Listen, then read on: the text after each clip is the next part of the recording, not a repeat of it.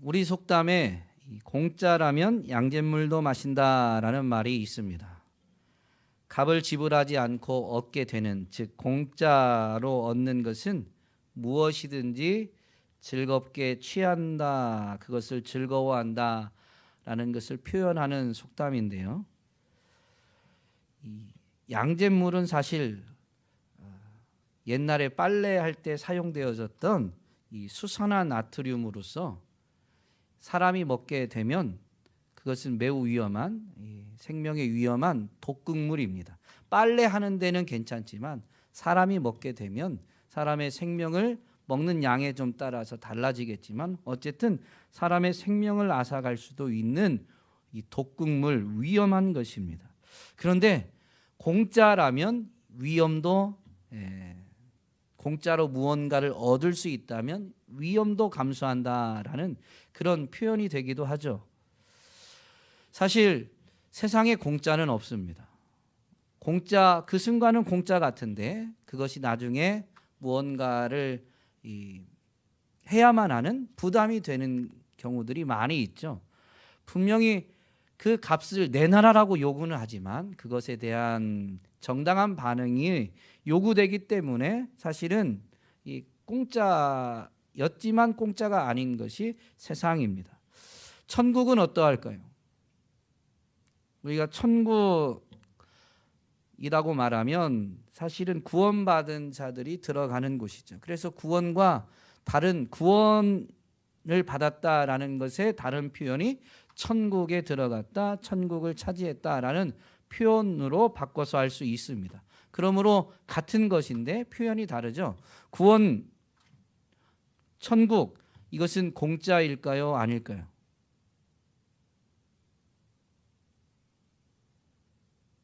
공짜가 아니에요? 그럼 여러분이 뭐 돈 냈어요? 아니면 여러분이 뭘 했어요? 그렇진 않죠. 사실 구원과 천국은 우리 입장에서는 공짜입니다. 공짜입니다. 예. 그런데 구원을 받고 보니, 천국을 발견하고 체험해서 발견하고 보니, 오늘 이 비유를 보면 첫 번째 비유에서 분명히 밝혀주기를 천국은 하면서 비유로 하는데 그게 뭐냐면요, 밭에 감추인 보화. 그러니까 천국이 감추어져 있는데 그게 드러나고 보면 뭐에 해당된다고요? 보화에 해당되는 거예요. 그러니까 이 가치가 감추어져 있어서 잘 모르지만 그것을 체험해서 구원을 받고 나서 천국을 체험하고 나면 그 가치를 이제 발견한 자가 되는 거죠. 그 가치를 알게 되는데요. 공짜로 받은 그것이 정말로 내가 지불할 수 없는, 내가 결코 내 돈으로 사거나 내가 노력해서 얻을 수 있는 노력에 대한 대가가 아니다라는 것을 분명히 알게 되거든요. 근데 그것의 가치를 알면 공짜인데 그게 너무 귀하다 보니까 그것을 빼앗기지 않고자 한다면, 그것을 정말로 온전히 내 것으로 삼고자 한다면 어떻게 해야 되냐면 양잿물도 마시고자 하는 것이죠. 즉 위험함도 감수하고자 합니다. 어느 정도의 위험일까요? 천국의 가치를 발견한 사람마다 지금 답변은 다르겠지만 성경이 분명히 가르쳐주는, 오늘 예수님이 주시는 가르침은 뭐냐면 모든 것을 다 걸고라도 그것은 잃지 않으려고 한다라는 것입니다. 모든 것을 다 팔아서 천국을 살 수 있다라는 게 가르침이 아니에요. 발견한 사람이 얻게 되는데 그것을 정말로 다른 사람에게 빼앗기지 않기를 희망한다면, 분명히 우리는 공짜로 받지만 그것을 잃어버리지 않고 빼앗기지 않고자 하는 사람은 어떻게 하는가라는 것을 가르치는 것입니다.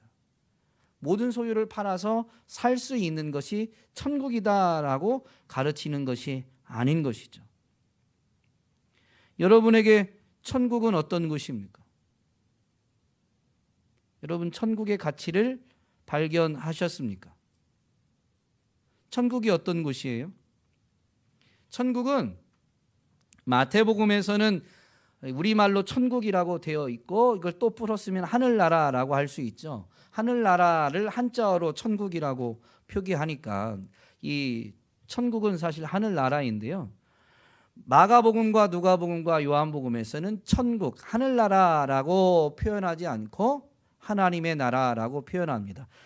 마태복음은 특별히 1차적으로 유대인들에게 복음을 가르치기 위해서 쓰여진 책 성경이다 보니까 유대인들이 하나님의 이름을 이렇게 입으로 부르는 것을 꺼려했습니다. 하나님을 경외하는 마음 때문에 하나님의 이름을 입에 올리기를 꺼려했죠. 그래서 하나님이 계신 곳으로 인정했던 그 하늘, 그래서 하나님이 다스리는 나라인데 하나님이 하늘에 계시니까 하늘에서 하나님이 다스린다. 그래서 하늘나라라는 표현을 사용하게 된 것입니다.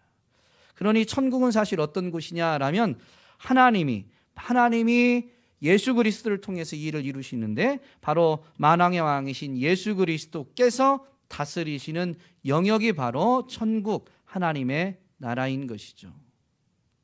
예수님이 다스리시는 곳이 하나님의 나라인데요. 그 하나님의 나라는 이미 이 땅에 임하였습니다. 예수님이 사람이 스스로 하나님의 나라에 들어올 수 없으니까 사람의 몸을 입고 이 땅 가운데 오셔서 그 하나님의 나라에 들어갈 수 있도록 길을 여셨는데요. 그 일을 이루시는 사역이 그분의 공생애죠. 그리스도로서의 생애를 사신 것입니다. 그 공생애를 사실 때 예수님은 사역을 하시면서 처음부터 어떻게 하셨어요? 회개하라, 천국이 가까이 왔느니라 라고 하면서 천국을 증거하셨습니다. 그 천국에 들어가기 위해서 회개할 것을 촉구하셨죠. 그러면서 예수님은 하나님의 나라를 나타내 보이시기 위해서 많은 이적들도 행하시고 권위 있게 하나님 나라를 가르쳐 주셨습니다. 사람들이 그 권위 있는 가르침과 예수님이 행하는 이적을 보고 정말로 예수님을 따르게 되었습니다. 더 배우고 더 알고 그래서 정말로 예수님이 전파하는 하나님의 나라를 맛보기 위해서 예수님을 따르게 되었는데요. 당시 종교 지도자들은 사람들이 예수님을 더 많이 따르게 되자 예수님에 대해서 경계심을 갖게 되어지고 사람들이 계속 더 많이 따르니까 이제 예수님을 모함하고자 했죠. 그 예수님을 모함했던 행동 중에 하나가 뭐냐면 예수님이 어느 날은 말 못하는 귀신 들린 자를 고쳐주셨어요. 귀신을 쫓아내고 그 말 못하는 것을 고치셨습니다. 그때 사람들은 예수님은 정말로 이 말 못하는 사람을 고치는 것은 하나님만이 하실 수 있다라고 생각했고 그래서 예수님은 정말로 하나님이 보내신 그래서 하나님만이 하실 수 있는 일을 이 땅 가운데에서 이루어 주시는 분이심으로 분으로 여겼습니다. 그러자 이 바리새인들이 종교 지도자들이 아니다. 하나님을 힘입어서 그런 일을 행하는 게 아니고 귀신의 왕 바알세불을 힘입어서 이런 일을 행한다라고 모함하게 되죠. 그때 이제 바리새인들과 예수님이 논쟁을 벌이면서 힘 있는 자가 와야 지금 차지하고 있는 자가 쫓겨나게 됨을 이 비유로 집을 차지하는 것을 비유로 설명하면서 예수님은 성령을 힘입어서 귀신을 쫓아내는 것을 가르치셨습니다. 그러면서 물론 질문형으로 이렇게 모인 무리들에게 그 가르침을 주시면서 말씀하시죠. 내가 지금 성령을 힘입어 귀신을 쫓아내는 것이면 하나님의 나라가 이미 너희에게 임하였다라고 말씀하십니다.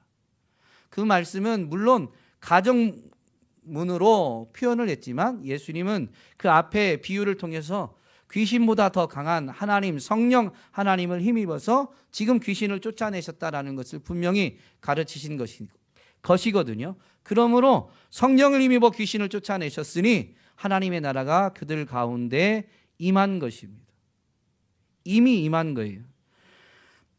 예수님은 이걸 분명히 가르치셨죠. 그래서 예수님이 계속 사역하시는데 어느 날 또 바리새인들이 이번엔 직접적으로 묻게 됩니다. 찾아와서 이런 질문을 던집니다. 누가복음 이제 17장에 이 기록이 있는데 하나님의 나라가 어느 때에 임하나이까? 라고 묻습니다. 그때 예수님이 이렇게 답변하십니다. 하나님의 나라는 볼 수 있게 임하는 것이 아니요 또 여기 있다 저기 있다고도 못하리니 하나님의 나라는 너희 안에 있느니라. 보이게 임하는 이 물질 세계에서 이루어지는 게 아니고요.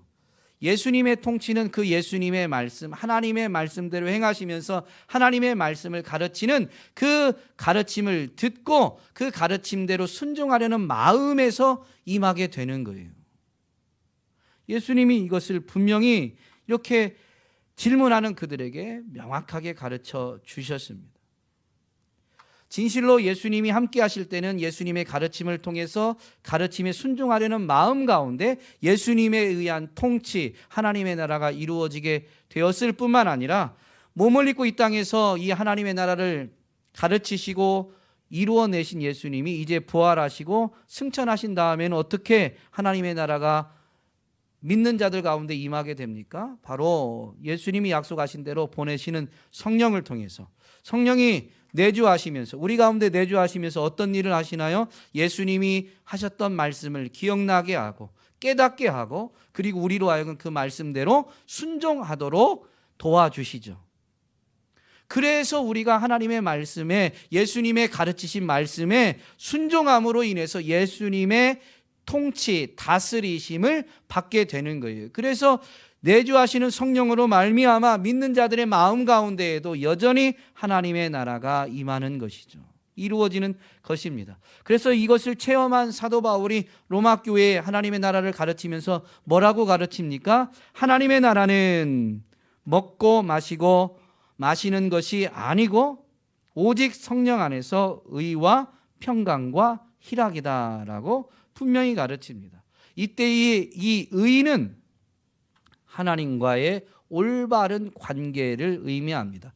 도덕적으로 옳은 것을 의라고 말하는 것이 아니라요, 절대 선이신, 선하신, 의로우신 이는 한 분이신데 바로 하나님이시죠. 그 하나님과 올바른 관계를 맺는 것이 의입니다.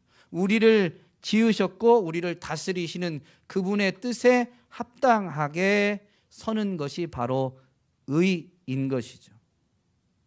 그런데 이것을 어떻게 이루게 되느냐? 성령님이 그 하나님의 말씀, 예수 그리스도를 통해서 가르쳐 주신 그 하나님의 말씀을 기억하고 깨닫고 그래서 순종하게 해주심으로 우리 가운데 이루어지는데, 바로 이 하나님과의 올바른 관계, 하나님의 뜻에 순종하는 자로 세워주시는 것이죠. 그게 바로 하나님의 나라다. 그리고 그 하나님의 나라가 이루어지게 된 그 사람은 성령 안에서 내면적으로 무엇을 누리느냐, 무엇을 맛보느냐? 평안을 맛보는 거예요. 불안하지 않아요. 그리고 그 하나님의 나라가 이루어진 사람이 외형적으로 체험하게 되는 게 뭐냐? 기쁨입니다. 하나님의 나라가 내 안에 이루어진, 예수님이 나와 함께 하시고 나를 다스려 주시는, 나를 지키시고 보호하시며 나는 불완전하지만 나를 가르치시고 깨닫게 하셔서 돌이키시면서 결국엔 하나님께로 인도해 주시는 그 은혜를 체험하는 사람은요, 기쁨을 누리게 되어 있습니다. 그 평안과 기쁨, 내면적으로는 평안, 외형적으로는 기쁨을 누리게 되는데, 그것은 세상이 줄 수 있는 평안과 기쁨이 아닌 것이죠. 여러분, 하나님의 나라를 맛보셨습니까? 하나님의 나라를 지금도 살아가고 계십니까? 물론 육을 가지고 있기 때문에 종종 불안이 들어오기도 하지만, 불안이 우리를 흔들고 공격해서 땅에 살면서 우리도 불안을 느낄 때는 있지만, 불안이 우리를 온통 지배하는, 우리 마음 가운데에서 불안하고 염려가 온통 지배하게 만들지 않고, 불안함이 있지만 다시 몰아내고 주님 안에 거하면 평안을 누리게 되어 있고, 그 주님으로 인해서 삶의 현장에서 기쁨을 분명히 누리게 되는 줄로 믿습니다. 이것을 체험한 사람은요, 정말로 하나님의 나라가 막연한 어떤 것이 아니라 아주 구체적인 현실이 되는 것입니다. 나중에 맛보게 될 어떤 나라가 아니에요. 이미 임한 하나님의 나라, 우리 가운데 이루어진 이것은 매우 구체적인 현실이에요. 손에 만져지지 않습니다. 우리 눈에 보이지 않습니다. 그럼에도 불구하고 현실입니다. 이미 임한 거예요. 특별히 이 죄와 사망의 권세 때문에 괴로움을 겪어 보았던 자들은 정말로 이것이 현실이다라는 것을 간증할 수 있는 것이죠. 저 같은 경우도 모태신앙이지만 예수님을 인격적으로 만나기 전에는요, 이 삶이 기쁘지도 않고 늘 염려와 괴로움 속에 살아가요. 무엇을 해야 될지도 모르고 무엇을 해야 된다는 걸 알아도 그래서 무엇을 하고자 해도 그것을 하지 못하는 제 자신을 보게 됩니다. 좀 막연하지만 무슨 얘기냐면요, 학창시절에는 공부해야 된다는 걸 아는데 공부를 안 해요. 저 같은 경우는 고등학교 때부터 이제 자취를 좀 하다 보니까 부모님이 시골에서 고되게 노동을 해서 자식을 뒷바라지 해주는 걸 알아요. 그러면 인간이라면 어떻게 해야 돼요? 공부를 열심히 해야죠. 제가 효자여서가 아니에요. 저희 부모님이, 저희 아버지 같은 경우는 초등학교 3학년 때 할아버지가 돌아가셨어요. 그래서 일찍 가장의 역할을 하셔야만 하셨던 분이세요. 그래서 뭐 그런 분들이 많이 이제 저희 아버지 세대에 많이 있지만 어쨌든 중학교나 이런 데를 갈 형편도 안 되고 일찍부터 이 노동의 현장에 초등학교 4학년 때부터 일해야만 살 수 있는 그런 상황에 놓이셨고, 그래서 일찍 이렇게 일하러 다니셨어요. 그렇게 해서 맨몸으로 어쨌든 이렇게 점점 이렇게 가정을 이루시고 삶을 사시게 되셨는데, 자식들한테는 그 고생을 본인이 일찍부터 고생하시니까 자식들한테 물려주고 싶지 않으신 거죠. 그래서 시골에서 그 농사일, 고된 일을 자식이 물려받지 않고 조금 자식을 사랑하니까 이제 좀 편안한 삶을 좀 살라고 공부 열심히 하라고. 자식이 공부하고자만 하면 뭐 이 노타치, 공부한다고만 하면. 예. 그렇게 해서 시골에서 자란 제가 이제 대전에 오게 됐는데, 혼자 오게 되면서 이제 물론 외할머님께서 도와주시긴 했지만 자취하게 됐습니다. 근데 아버님이 어떻게 이제 얼마나 고되게 일하시는가라는 걸 알고, 이제 아버님은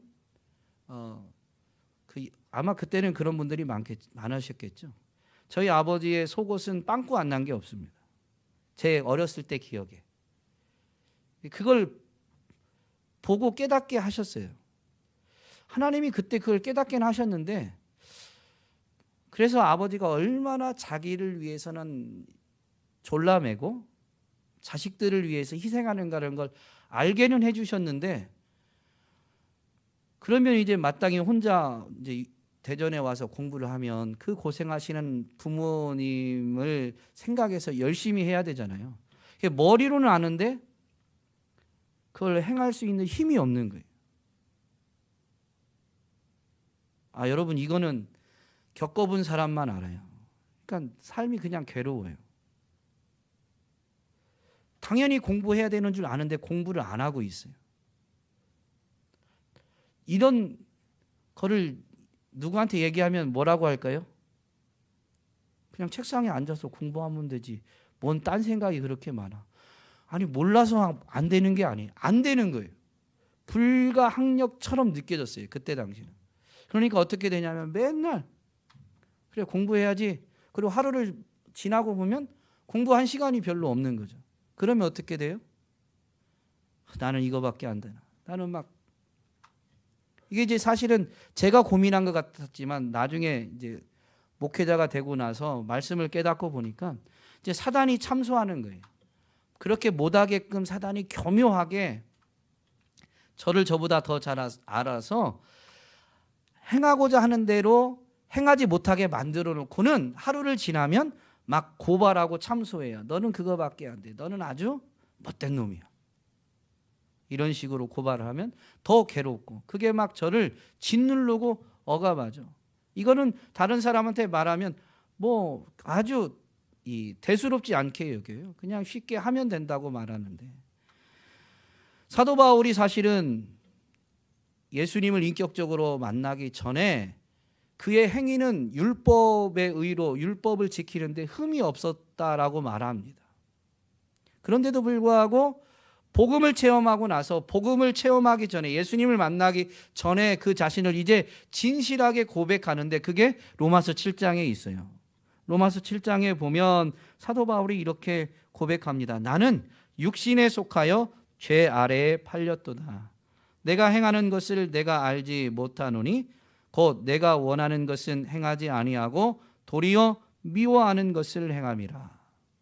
내가 원하는 바 선은 행하지 아니하고 도리어 원치 않는 바 악을 행한다라고 반복적으로 고백하면서, 그가 결국엔 7장 마지막 부분에서는 뭐라고 이렇게 탄식합니까? 오호라 나는 곤고한 사람이로다. 이 사망의 몸에서 누가 나를 건져내랴. 그게 내 힘으로 해결이 안 되는 문제예요. 은혜가 아니면 해결되지 않아요. 제가 은혜 받고 나서 제일 죄스럽게 하나님 앞에 느껴졌던 게 뭐냐면, 지난 시간을 허비했던 것들이죠. 그래서 그때부터 은혜 받고 난 다음에는 제가 어떤 결단을 하고, 그 결단을 지키지 못하면 그걸 죄스럽게 여겼냐면, 하루에 6시간 자는 것을 죄스럽게 여겼습니다. 그래서 은혜 받고 난 다음에는 이제 공부를 하기 시작하는데, 하루에 6시간 이상을 안 자고 도서관에 일찍 가는 거죠. 혼자 자취했는데, 이제 대학생 때는 군대 제대하고 나서 이제 혼자 5시 반이면 일어나 가지고 밥을 해서 먹고 6시까지는 이제 학교에 가서 도서관에 앉는 거죠, 자리에.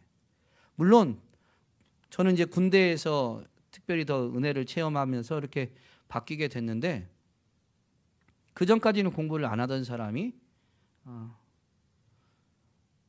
은혜 받고 결단했다고 도서관에 가서 앉으면 바로 공부가 되는 건 아닙니다. 공부를 안 하고요, 결단을 해서 그렇게 일어나고 도서관에 가는데, 가서 조금 앉아 있으면 졸아요. 그러면 어떻게 돼요? 일찍 왔으니까 제 스스로 이렇게 하죠. 한 30분만 좀 자고 멀쩡한 정신으로 공부해야지. 그리고 30분 엎드려서 자는데 침이 흘릴 정도로 푹 잡니다. 그래서 30분 자려고 했는데 보면 1시간, 2시간 잔 거죠. 그러면 좀 더 또 이런 자괴감이 들어요. 이럴 거면 뭐로 일찍 왔나. 그런데 여러분, 전에는 그렇게 되면 포기해버렸는데요, 정말로 그 죄와 사망의 권세에서 건진받고 하나님의 은혜를 맛보니까 그렇게 자괴감이 들었지만 하루를 마감하면서 그래도 다시 도전해야지, 하나님 앞에 은혜를 구하면서 다시 해야지. 그래서 다음 날 또 일어나고 이렇게 포기하지 않고 계속 하니까 도서관 가서 자는 시간이 이제 아깝기 시작하고, 그래서 자는 시간을 안 자려고 하고, 안 자려고 애를 쓰니까 정말로 도서관에 가서도 잠자지 않고 딴짓하지 않고 공부하는 시간이 이제 몸이 훈련이 되면서부터 늘어나게 되더라고요. 정말로 그것이 내 힘으로 벗어날 수는 없었는데, 원하는 내가 뜻한 말을 행하는 수 있는 그것이 결국엔 하나님의 은혜가 아니면 안 된다라는 것을 저는 분명히 체험했습니다. 사도 바울이 오라 나는 곤고한 사람이다라고 이렇게 7장에서 탄식하지만, 그는 예수님을 만나고 나서야 그 지난날의 모습을 진솔하게 고백하게 된 것이거든요. 그러면서 이제 그가 체험하게 된 그 하나님의 나라 복음을 8장 1절부터 이렇게 선포합니다. 그러므로 이제 그리스도 예수 안에 있는 자에게는 결코 정죄함이 없나니. 무슨 말이냐면, 예수님을 이제 영접하게 되면서 예수님 안에 거하게 되면 한순간에 내가 이제 뜻한 바를 다 행하고 이룬다라는 의미가 아닙니다. 지금 코로나 팬데믹이 아주 이제 뭐라고 해야 될까요? 계속 유행이죠. 이제는 어디서 어떻게 걸렸나도 모르게 많은 사람들이 확진을 받게 되는데, 우리 교우들도 한 주간 동안, 지난 한 주간 동안, 일주일 동안 보니까 많이 확진이 되셨더라고요. 그리스도 예수 안에 있는 사람은 질병이 안 걸린다, 코로나 이런 팬데믹 가운데 감염이 안 된다라는 의미가 아닙니다. 저 같은 경우도 조금 더 일찍 코로나 확진이 됐는데요, 목사여도 코로나 확진되고요, 병에 걸리면 안 아프다라는 의미도 아닙니다. 저는 저희 집 가족들 중에서 제가 제일 심하게 알았어요. 여러분 영상으로 혹시 보셨던 분, 아니면 현장에서 제가 확진됐다가 이제 다시 복귀해서 만났던 분들은 보셔서 아시겠지만, 왜냐하면 이제 이 가림막 때문에 설교할 때는 마스크를 벗으니까 보셔서 아시겠지만, 막 너무 고되게 알아서 그런지 이 입 주변에 수포가 생기고 막 수포가 이제 터져가지고 막 이렇게 뻘겋게 헐고 그랬습니다. 코야 뭐 콧물 때문에 코를 많이 풀어서 그런 것이지만, 입 주변 같은 경우는 막 이렇게 수포가 생기고 터져서 다 헐어버렸거든요. 저희 집에선 저만 그랬어요. 목사도 병에 걸리면 개인 건강에 따라서 앓는 게 훨씬 더 심할 수도 있습니다. 그리스도 안에 있다라고 해서 땅에서 육체를 갖고 있기 때문에 겪는 것을 안 겪는 게 아니에요. 그런데 뭐가 달라지냐면요, 이 죄에 연관된 부분에서 보면 이제는 주님 안에 거하면서 뜻한 바 뭔가 뜻을 세우고 행하고자 하는데 그렇게 행하지 못하기도 하지만, 전에는 에이 그거밖에 안 돼 라고 하면서 사탄이 저를 고발하고 아주 이렇게 비난했는데요, 그리스도 안에 있으면 예수님은 우리를 비난하지도 고발하지도 않습니다. 우리가 연약하지만 어떻게 해요? 용서해 주시는 거죠. 사단의 소리가 주님 안에 거할 때에도 여전히 들리기도 합니다. 사단이 여전히 불화살을 쏴대요. 그러나 내가 그리스도 안에 있으면 그리스도의 소리, 그리스도의 말씀, 그리스도의 음성을 듣게 되는데, 그리스도는 정죄하지 않고 어떻게 해요? 내가 너의 연약함을 안다. 우리 십자가의 메시지 들으셨죠? 내가 너를 용서한다, 내가 너를 여전히 사랑한다 라는 것입니다. 그래서 뜻한 바대로 행하지 못하지만 정죄받지 않고 도리어 위로받고, 그래 나를 용서해 주시니 내가 다시 하면 되지, 다시 하면 되지, 그렇게 해서 다시 일어서고 다시 일어서고 다시 일어서는데요, 그게 포기되지 않게 계속 그렇게 변함없는 사랑으로 용서로 우리를 보듬어 주십니다. 그래서 어떻게 돼요? 생명의 성령의 법의 지배를 받다 보니 자유함을 누리고 평안을 누리고, 그 은혜 때문에 내가 무언가를 성취하기 전에도 그 받아주시는, 용서해 주시는, 위로해 주시고 다시 일으켜 주시는 그 은혜 때문에 기쁨을 누리는 거예요. 여러분, 우리의 결과물로 우리가 인정받는 나라가 하나님 나라가 아닙니다. 그냥 우리 자체를 인정해 주시고 우리 자체를 받아주시는 나라가 하나님 나라예요. 여러분, 사람에게 인정받고 그래서 존중이 여김받을 때 그 인생은 기쁨을 누리게 되어 있습니다. 근데 이게 주님 안에서, 하나님 나라 안에서 이루어진다라는 것이죠. 그래서 사도 바울이 오라 나는 곤고한 사람이다 라고 하면서 그 사망의 몸에서 누가 나를 건져내랴? 예수 그리스도다. 그리스도 안에는 정죄함이 없을 뿐만 아니라 생명의 성령의 법으로 말미암아 자유함을, 평안을, 기쁨을 누리게 됨을 선포하게 되죠. 여러분, 이 하나님의 나라 이미 임하였는데 맛보신 줄로 믿습니다. 이미 임한 하나님의 나라도요, 정말로 이 구체적인 현실입니다. 누구도 부인할 수 없는 현실. 그런데 이게 전부가 아니에요. 이미 맛보았을 때 그 맛본 하나님의 나라, 평강과 기쁨은 세상이 줄 수 없는 것이었거든요. 세상에 어떤 것과도 바꿀 수 없는 것이었는데 정말로 생생한 이 하나님의 나라였는데요, 이건 맛보기에 불과합니다. 지금은 거울을 보듯 희미하게 보게 된 것뿐이에요. 완성되어질 하나님의 나라는 아직 임하지 않았는데, 그 완성되어지는 하나님의 나라는 예수님의 재림으로 말미암아 이루어지게 됩니다. 그때에는 거울을 보듯 희미하지 않고 얼굴과 얼굴을 대면하여 보듯 하게 되기 때문에 온전히 하나님의 나라를 체험하고 알게 될 것을 분명히 성경은 우리에게 가르쳐 주죠. 그것을 계시록에서는 비유적으로 표현하는데 지금 있는 이 땅에서 이루어질 하나님의 나라, 완성되어질 하나님의 나라를 비유적으로 어떻게 표현하냐면 새 하늘과 새 땅으로, 그리고 새 예루살렘 성으로 표현하게 되죠. 근데 이 새 하늘과 새 땅으로 표현하면서 그 완성되어질 하나님의 나라는 어떤 곳인지를 사도 요한을 통해서 설명해 줍니다. 하나님이 친히 그들과 함께 계셔서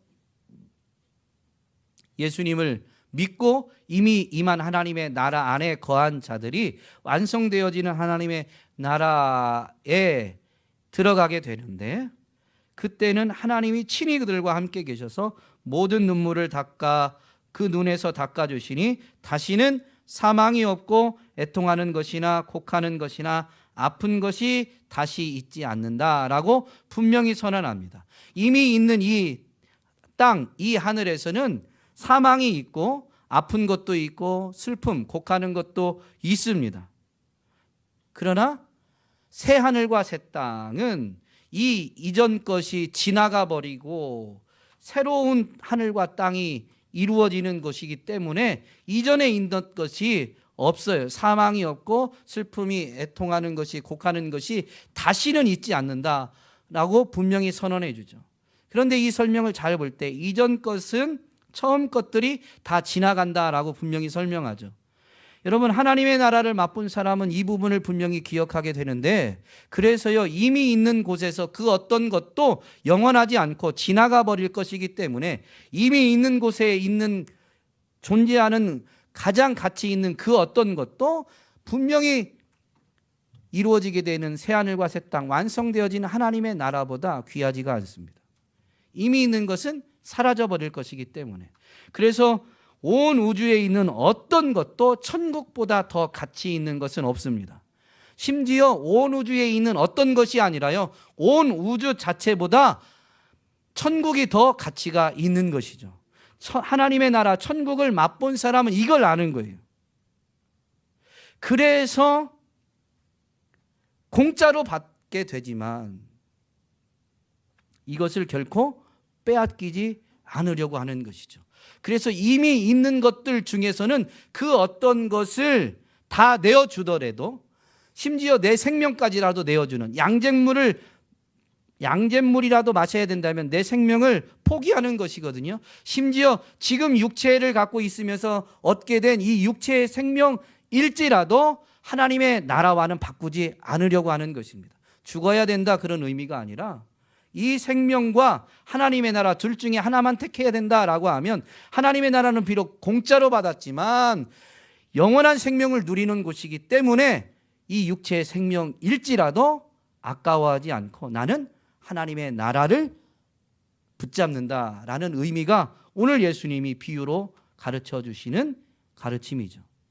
정말로 하나님의 나라를 맛본 사람들, 즉 예수님을 믿고 따르게 된 사람들은 어떻게 예수님을 따르게 되느냐? 제자들 같은 경우는 어떻게 했어요? 다 버려두고 예수를 따르니라 라고 성경이 분명히 우리에게 가르쳐 주죠. 한 부자 청년 관원입니다. 그러니까 얼마나 일찍 출세하고 성공했으며 부를 이루었는지를 알 수 있는 표현입니다. 한 부자 청년 관원이 예수님께 와서 어떻게 하면 영생을 얻을 수 있는지를 질문합니다. 영생을 얻는다라는 것은 오늘 이 주제와 연관시키면 어떻게 하면 하나님의 나라를 들어갈 수 있느냐, 어떻게 하면 내가 하나님의 나라를 차지할 수 있느냐라는 질문인 것이죠. 그때 예수님은 그 청년에게 하나님의 계명을 지켜 행하라라고 가르쳐 주십니다. 그러니까 이 부자 청년이 자신 있게 이야기합니다. 내가 어려서부터 모든 계명을 지켰습니다. 계명을 지켰지만 사람의 노력으로는 하나님의 나라를 들어갈 수가 없죠. 이 청년이 부자지만 하나님의 나라를 결코 돈으로도 살 수가 없습니다. 심지어 예수님의 가르침을 보면 돈이 하나님의 나라를 차지하는 데 있어서 오히려 장애물, 더 어렵게 만드는 경우가 많다라는 것을 가르치시죠. 그래서 예수님이 뭐라고 가르치십니까? 하나님과 재물을 겸하여 섬길 수 없음을 말씀하시면서 부자가 천국에 들어가는 것이 얼마나 어려운지, 낙타가 바늘길을 통과하는 것보다 더 어렵다라는 것을 분명히 말씀하시죠. 이 부자 청년이 어려서부터 계명을 다 지켰다고 하니까 예수님이 분명히 말씀하십니다. 아직도 한 가지 너한테 부족한 것이 있는데 너의 모든 소유를 다 팔아서 가난한 자들에게 나눠주고 너는 나를 따라오라 라고 말씀하십니다. 여러분, 가난한 자에게 자기의 소유를 다 팔아서 나누어 주어야만 천국을 들어간다라는 게 아닙니다. 예수님을 따라야, 예수님을 온전히 믿고 따라가야만 길이 되시는, 진리 되시는 그분을 통해서 하나님께로, 하나님의 나라로 들어갈 수가 있는 것입니다. 그런데 이 청년에게 있어서 율법을 지켜 행했지만, 바울도 분명히 고백하기를 모든 율법에 흠이 없는 자라고 말했지만 실상 예수님을 만나고 보니 그는 어떤 사람이었냐면 곤고한 사람이었어요. 사람들 앞에서는 행위로는 율법을 지켰는지 모르지만 마음에서는 그것을 위해서 얼마나 쥐어짜고 고되게 살았는지를 분명히 보여주죠. 자기가 원하는 것은 행치 아니하고 원하지 않는 대로 행하는 실상 자기 모습. 비록 외형적으로는 율법을 다 지켜 행했는지는 모르지만 율법의 정신을 온전히 따르지 못했던 그 모습을 발견하게 했거든요. 예수님을 따르는 데 있어서 이 부자 청년에게의 최대의 장애물은 뭐냐면 그의 많은 물질이었습니다. 그래서 장애물을 제거하고 예수님을 온전히 따를 수 있도록 하기 위해서 소유를 다 팔아서 가난한 자들에게 나누어 주라고 말씀하신 것이고, 진짜 핵심은 뭐냐면 그리고 나서 너는 나를 따라오라라는 것입니다. 그래야 영생을, 그래야 하나님의 나라에 들어가게 되는 것이죠. 그는 예수님의 말씀 앞에 근심하다가 결국엔 돌아가 버립니다. 그래서 그때 예수님이 말씀하신 것이죠. 하나님의 나라에 들어가기가 얼마나 어려운지, 부자가 하나님의 나라를 들어가는 것은 얼마나 어려운지 낙타가 바늘길을 통과하는 것보다 더 어렵다라고 말씀하시게 됩니다. 사실 유대인들은 하나님이 온 땅을 통치하시기 때문에 사람이 부자가 되는 것도 하나님이 복을 주셔야만 가능하다라고 생각했습니다. 즉 이걸 뒤집으면 부자는 하나님께 복받은 사람이다라고 생각했던 것이죠. 그런데 부자가 오히려 하나님의 나라에 들어가는 게 더 어렵다라고 말씀하시니까, 하나님께 복받은 사람도 하나님의 나라에 못 들어가면 하나님께 복받지 못한 외면당하고 저주받은 이 사람들은 어떻게 하나님의 나라에 들어갈 수 있을까 생각하면서 그들은 뭐라고 수군거리냐면, 그렇다면 도대체 누가 하나님 나라에 들어가겠는가 라고 막 수군거립니다. 그러니까 예수님이 그때 하신 말씀이 있죠. 사람으로는 할 수 없으되 하나님으로서는 다 하실 수 있느니라. 사람은 할 수 없기 때문에 사실은 하나님이 예수 그리스도를 통해서 천국에 들어갈 수 있는 길을 여셨고 천국을 얻을 수 있도록 대신 값을 지불하게 해 주셨습니다. 재미있는 것은 시편 기자도 이걸 너무 잘 알고 있었어요. 시 49편 말씀을 보면 7절 8절에 시편 기자가 이렇게 고백합니다. 이것은 세번역 성경인데요, 개역 개정도 크게 다르지 않은데 세번역이 조금 더 이 의미를 이렇게 좀 더 강조하고 있어서 제가 세번역으로 읽어드리겠습니다. 나중에 여러분 성경 개역 개정으로도 한번 읽어보시기 바랍니다. 시 49편 7절 8절입니다. 아무리 대단한 부자라 하여도 사람은 자기의 생명을 속량하지 못하는 법. 하나님께 속전을 지불하고 생명을 속량할 사람은 아무도 없다. 생명을 속량하는 값은 값으로 매길 수 없이 비싼 것이어서 아무리 벌어도 마련할 수 없다.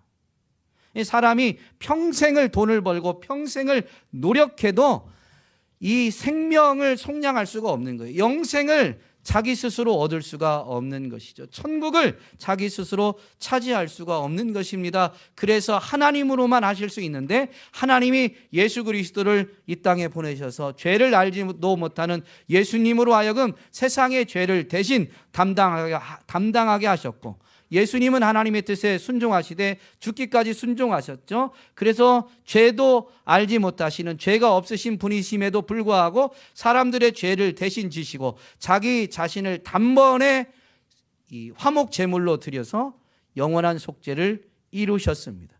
이 예수 그리스도를 통하지 않고는, 이 하나님의 은혜가 아니고는 어느 누구도 영생을 얻을 수 없습니다. 어느 누구도 천국에 들어갈 수가 없는 것이죠. 그래서 영생을 얻는 사람, 천국에 들어가는 사람 입장에서는 이것은 이미 예수님이 이루신 것이고 예수님이 지불하신 것이기 때문에 공짜로 받지만, 이 천국을 체험한 사람은 분명히 알아요. 이건 내가 내 힘으로 얻을 수 없는 엄청난 것이구나. 이 공짜로 얻었지만 이게 엄청난 것인 줄 알면 어떻게 하냐면요, 자기의 모든 것을 버리더라도 결코 이것을 놓치지, 잃어버리지 않으려고 한다라는 것이죠. 오늘 비유에서 뭐라고 말씀하시냐면 천국은 밭에 감추인 보화예요. 감추어져 있어요. 그래서 사람들이 잘 몰라요.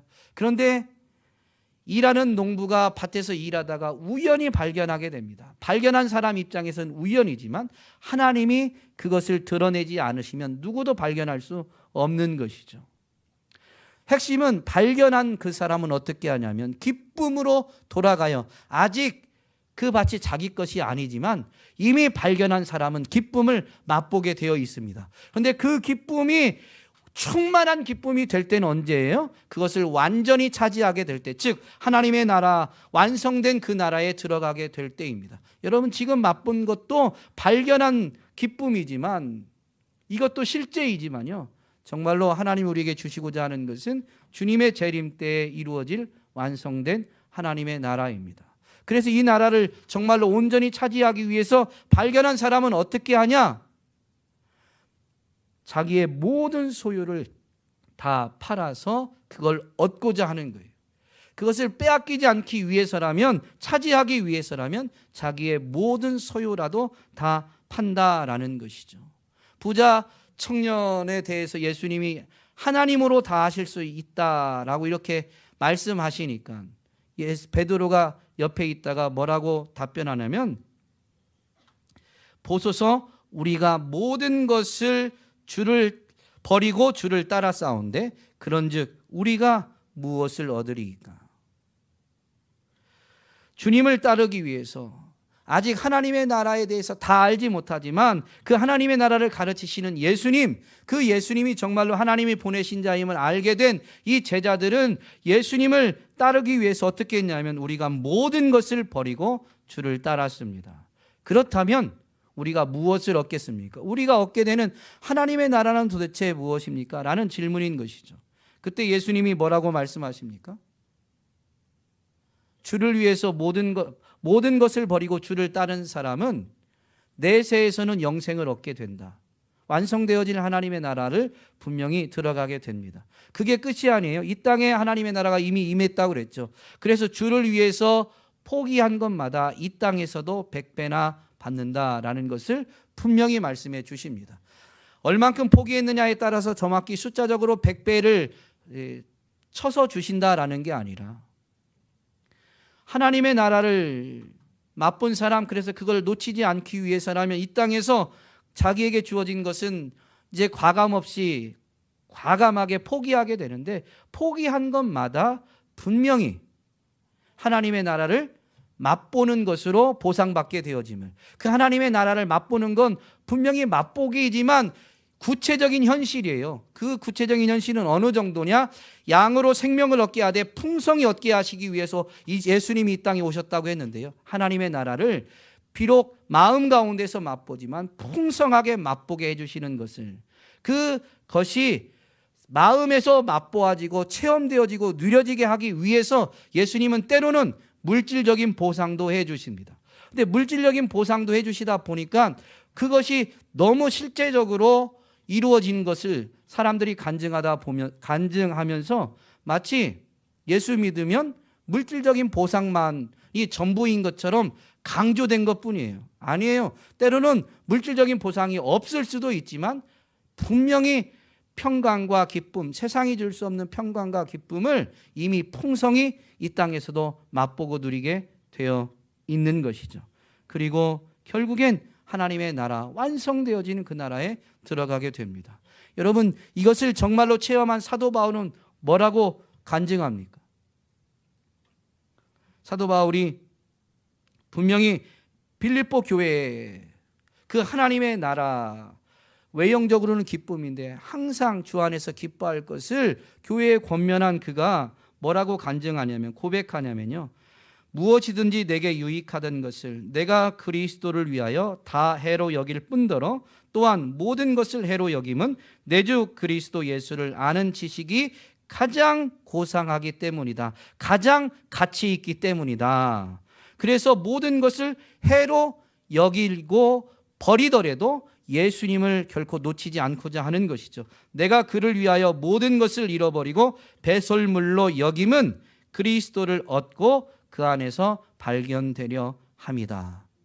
여러분, 그리스도를 분명히 우리가 영접했지만 땅에서 삶을 살면서 그리스도를 우리가 소홀히 하게 되는 유혹에 직면하게 되죠. 그때 어떻게 한다고요? 그리스도를 얻고자 하는 사람은 그 유혹 앞에서 내게 있는 것을 다 배설물로 여길지라도, 다 포기할지라도 주 안에서 발견되기 위해서 과감하게 모든 것을 버린다라고 선언할 수가 있는 것이죠.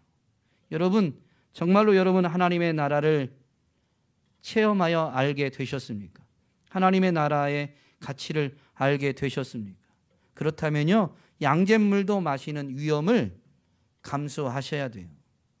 심지어 내 생명도 하나님 나라와 견주어서는 귀한 것으로 여기지 않을 때에만 빼앗기지 않습니다. 여러분이 생명을 버려야만, 여러분의 소유를 다 팔아야만 천국을 얻는다는 게 아니에요. 천국을 이미 맛본 사람들은, 천국을 이미 체험한 사람들이 정말로 그걸 놓치지 않고자 한다면 어떤 것도 천국과 견주어서는 아까워하지 않는 것이죠. 오늘 저와 여러분이 정말로 이 천국의 가치를 바로 알고 내 모든 것을 다 버리더라도 천국만큼은 빼앗기지 않겠다는 결단이 바로 서는 이 시간이 되기를, 그리고 그 결단한 대로 삶을 살아내는 이 한 주간이 되기를 주님의 이름으로 부탁드립니다. 주님이 약속하신 대로 여러분 하나님의 나라를 누리시게 될 것인데, 내세에서의 영생만이 아니라 이 땅에서도 하나님의 나라를 빼앗기지 않기 위해서 포기한 것마다 그 하나님의 나라에서는 다 충분하게 100배로 보상받게 되어질 줄로 믿습니다. 여러분, 기쁨과 평안을 누리면서 여러분의 삶으로, 그리고 여러분의 입술로 하나님의 나라 진짜 있다라고 세상 가운데 증거할 수 있기를 주님의 이름으로 간절히 축복합니다.